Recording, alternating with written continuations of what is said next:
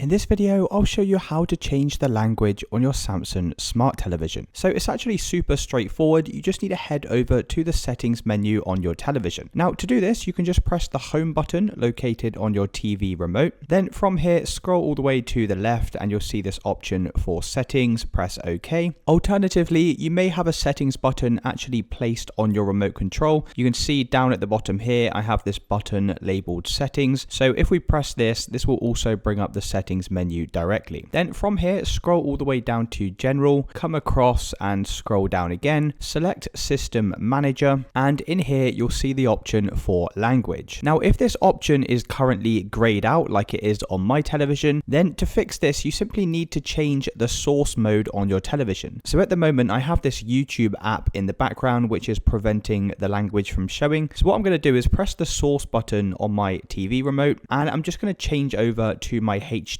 1. Then if I head back over to the settings menu, come back down to general, scroll across and select system manager, you can see now we have the option for language. So if you just go ahead and select that, you can now change the television language to any of the languages in here. So for example, if I select France, that's going to go ahead and change everything into French. And that's it guys. If you did find this video helpful, then please consider dropping a like and subscribing.